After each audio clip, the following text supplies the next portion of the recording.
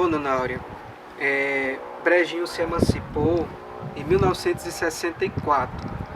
Então, como a senhora acompanhou também esse processo, queria que contasse assim um pouco de quais as lembranças que a senhora tem da emancipação política de Brejinho e dos primeiros anos de Brejinho como cidade. Ah, meu filho, tem tanta lembrança na vida, sabe? Que se fosse relatar, a gente passava um dia conversando. Veja bem. As lembranças da emancipação política, eu me lembro que se deu um processo, né? Porque tinha João Rezende como vereador de Itapetim, tinha Zé Peba E e Benedito Formiga. Benedito Formiga, também teve João Silva, entendeu? E todo esse povo era um conjunto de pessoas que lidava por um bem coletivo. Não sei se todo mundo tinha a mesma coligação política, porque nesse tempo era UDN e E o PSD. Né? Eu não sei, essa particularidade eu não me lembro. Só sei que Padre João também tinha um grande interesse de desmembrar Brejinho de São José do Egito. Por quê? Porque tornaria-se um território muito grande para o município, para a paróquia de Itapetim, atuar nesses cantos tudinho, né?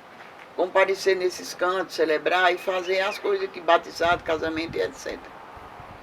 Aí surgiu a ideia e foi amadurecendo, a Câmara de Vereadores de Itapetim foi amadurecendo, o povo também foi se manifestando, o povo de Brejinho, muita gente, que vale lembrar que tinha Antônio Lopes, que chegou aqui em 1945, que tinha seu Zé Terezinha, que tinha Manuel Nunes Ferreira, que tinha uns grandes homens, né? Grandes pessoas de um certo conhecimento, que tinha também essa vontade. E Brejinho tinha um ponto assim muito central para isso. Parece que Deus marcou assim entre Santa Terezinha, Teixeira, São José e Itapetim. Nós somos o centro desse, né?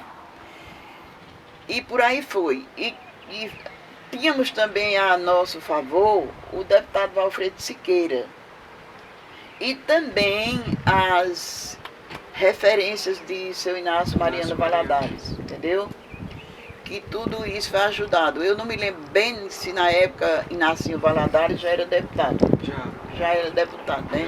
Seu Valfredo me lembra muito bem. E todos esse povo, esses dois deputados, essas pessoas, eles contribuíram para isso. Mas uma grandiosíssima contribuição que foi no processo de emancipação foi de Padre João Leite.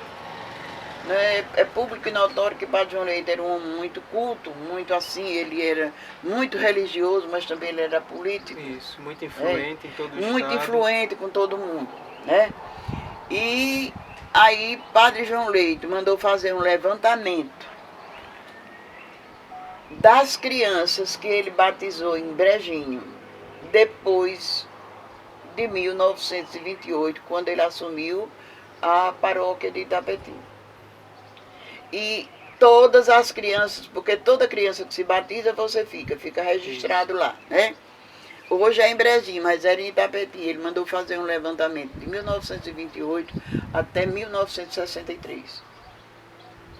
E aí foi quando se deu, de janeiro a março, foi o arrumar a casa. Do município. Foi assim, o arrumar a casa. Funcionários, mobiliário e tudo, enfim, que precisava para começar. E onde começou a funcionar foi no Grupo Escolar Marta Leite, né? Que, para muita gente que não lembra disso, é ali em frente à Debi de Santa Cassimiro e João Bernardo, ali naquele meio, né? Que desce ali na rua Major Cláudio Leite. E deu-se uma festa no dia 4 de janeiro, que comemorou a emancipação, nada oficial ainda para a instalação, porque a instalação em si só se deu em março, né? 1º de março, por aí foi começado, pode ter sido um pouquinho, mas a data mais correta assim é 1º de março. Mas até esse 20 de fevereiro para o 1º de março, tomar carreira ainda levou muito tempo também, né? Que até ficou a emancipação política comemorada no dia 31 de março, foi um projeto de Agenor Ferreira, entendeu? Isso. E tinha havido também a Revolução Pernambucana, né? Não, e aí deixou, associou uma coisa à outra e foi um projeto dele na Câmara quando ele era vereador. Pronto, então, só para a gente fechar bem esse assunto, não é? A lei da emancipação política de Brejinho, ela foi publicada no Diário Oficial em 20 de dezembro de 1963, mas a própria lei dizia que ela entraria em vigor a partir do 1º de janeiro de 64. Então janeiro também é um mês muito festivo para Brejinho, por conta da festa de São Sebastião, então foi um mês de muitas alegrias, né, de muita organização e de preparação para a instalação do município. No dia 20 de fevereiro de 1964, Ivo Vicente foi para Recife para tomar posse como prefeito interino de Brejinho pelas mãos do governador Miguel Arraes, que depois a gente vai falar também um pouco sobre essa figura em relação a Brejinho. E a partir da posse de Ivo como prefeito interino, Brejinho passou a funcionar agora não mais como um povoado, mas como um município. Em 64 é o ano que Brejinho começa a dar os seus primeiros passos como cidade, e também é o ano do nascimento da Escola Municipal São Sebastião, e a senhora também fez parte disso, estava lá presente, não foi assim? Eita, como você emociona a pessoa, né, menino?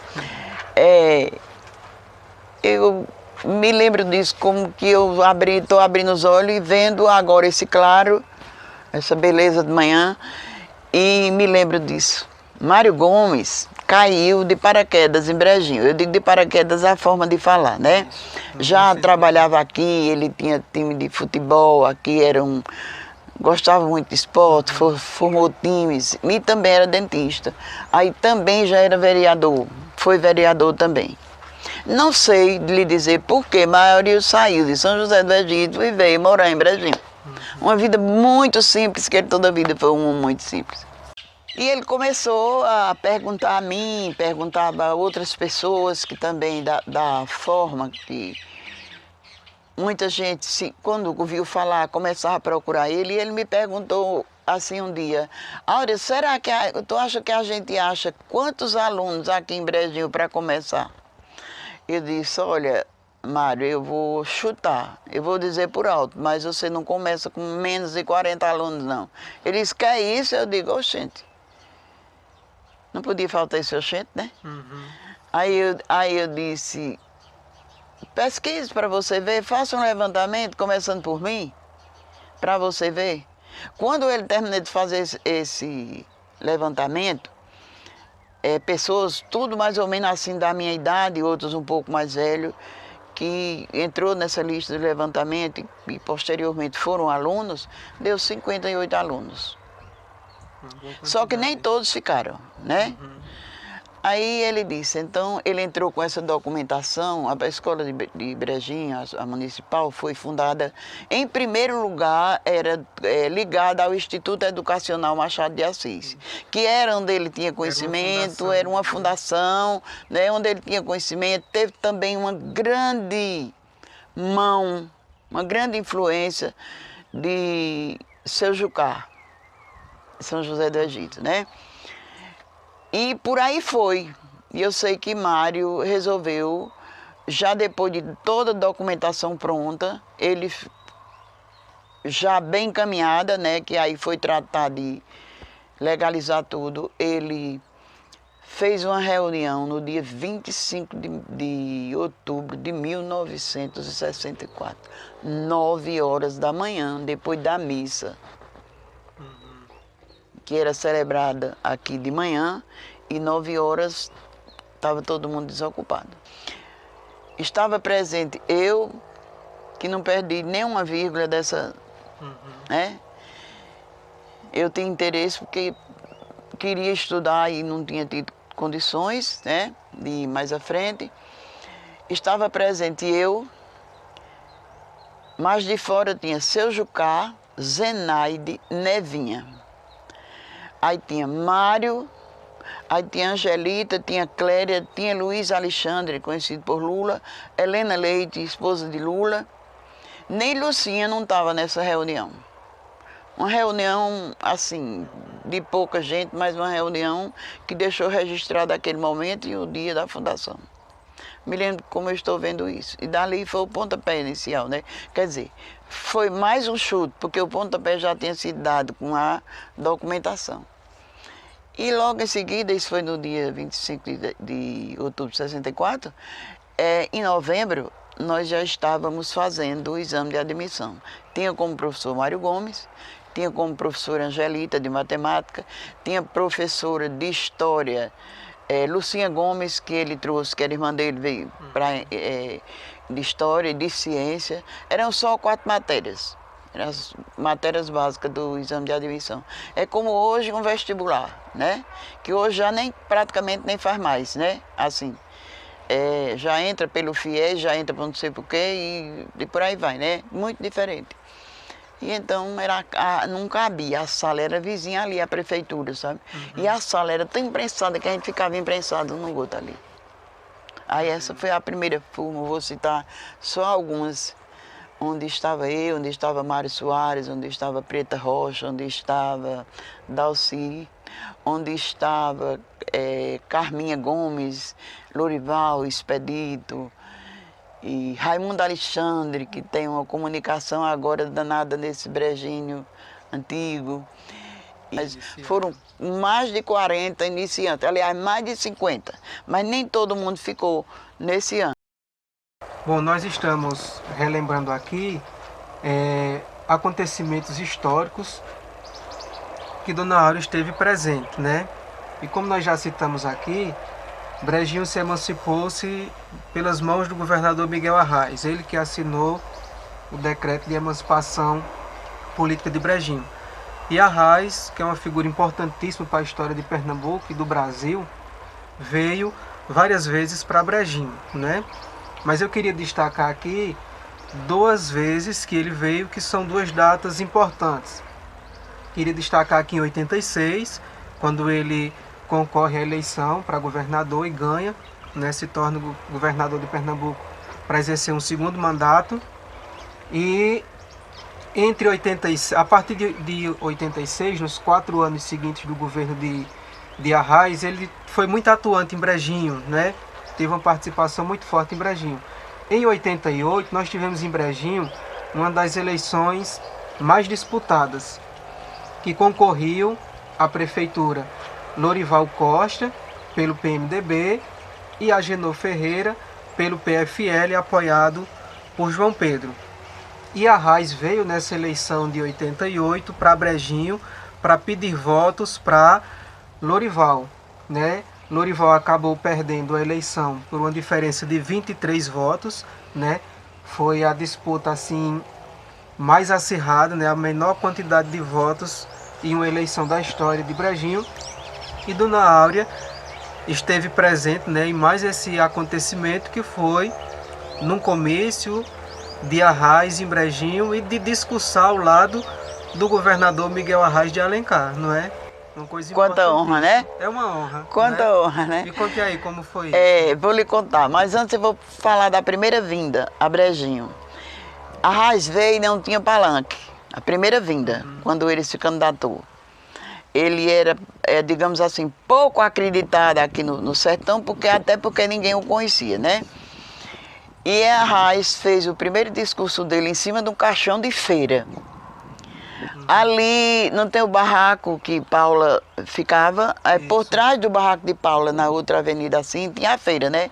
Aí ele chegou, pediu licença ao feirante e subiu nos caixãozão grande que tinha assim, e fez o discurso em cima desse caixão de feira, porque não tinha palanque, nem nada. Essa foi a primeira vinda. A segunda vinda foi muito boa. Eu subi no carro e eu estava começando a falar no caminhão, bem entendido. E estava começando, eu já tinha começado a me meter, né, em conversas políticas, em discurso, essas coisas, eu me achava, né?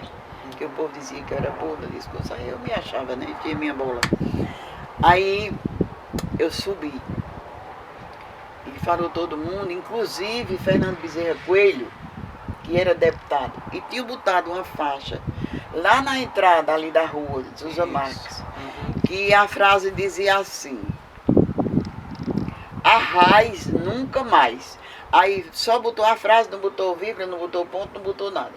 Aí Fernando Bezerra, no discurso dele, ele disse: eu vi uma faixa ali na entrada da cidade, arraiz nunca mais. Mas esqueceram de botar o ponto, eu vou completar a frase. Arraiz nunca mais sairá do coração do povo pernambucano. Ele completou a frase desse jeito. Eu lembro muito bem, ficou muito... É muito bonita essa frase, né? Que por sinal até hoje a raiz ainda continua. Vive na memória de muita gente, né? E tá eu lá em cima do carro, né? Porque também fazia um pouco parte assim dos movimentos políticos. E foi a minha hora, né? E eu falei, que por sinal tem até uma foto ele olhando para mim. Eu não sei se me achando bonita, porque na era até aprumada.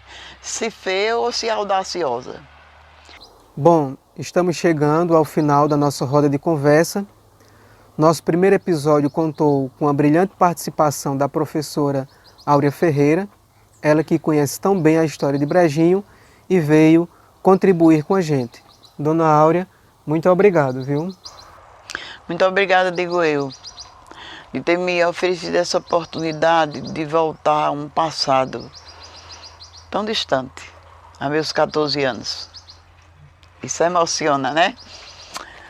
E que aqui em Tamboril eu vivi, vamos dizer assim, como realmente uma professora, que eu era uma professora leiga. Na época se dizia até desarnar menino, não era alfabetizar, era desarnar. E eu passei por esse processo aqui em Tamboril. A proporção que eu ensinava aos meninos, eu tentava alfabetizar, eu fui aprendendo mais, porque eu tinha que estudar alguma coisa, preparar minha aula para no outro dia eu estar pronta. Eu podia não saber da aula do dia subsequente, mas o dia de hoje eu sabia e fazia com segurança.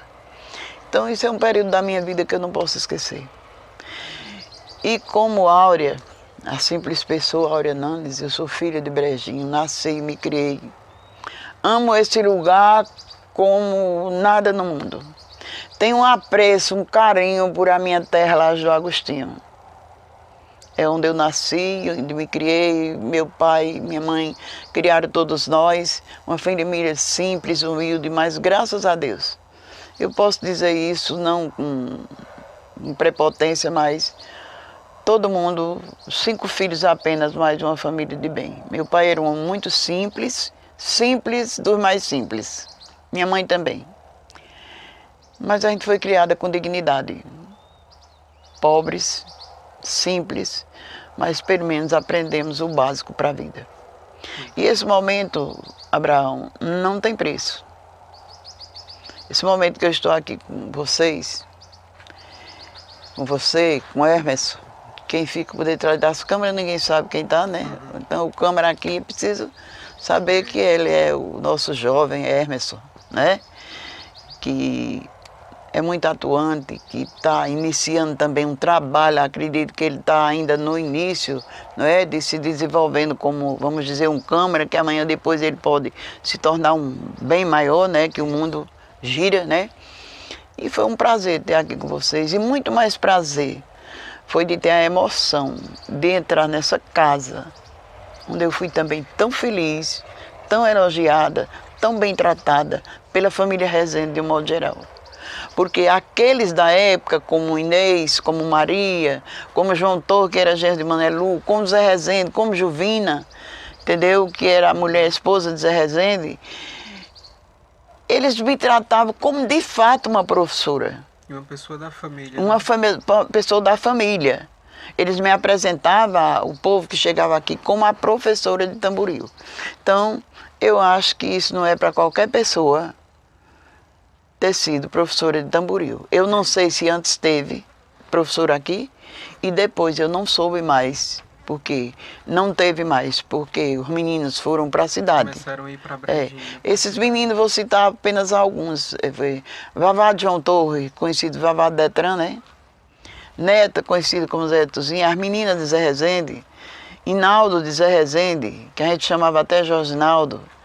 E todo esse povo, só aqui, na cabeça deles, que Áurea, que não era professora ainda, ajudou eles a aprender, conhecer as vogais e conhecer letra por letra.